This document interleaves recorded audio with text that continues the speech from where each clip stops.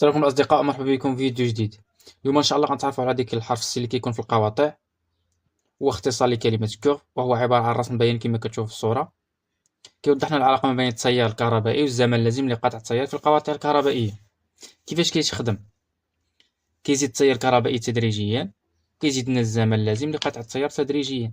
كتكون نقطة القطع هي النقطة اللي كيقطع فيها القاطع التيار الكهربائي.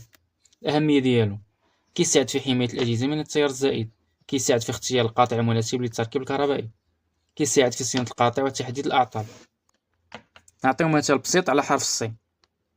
عندنا التيار الكهربائي 10 أمبير والزمن 0.1 ثانية.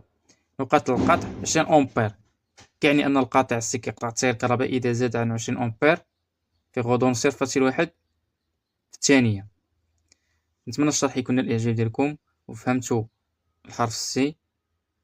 اللي عنده شي سؤال يتفضل يحط لنا في التعليق.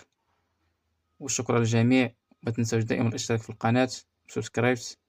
نشوفكم في فيديو جديد إن شاء الله.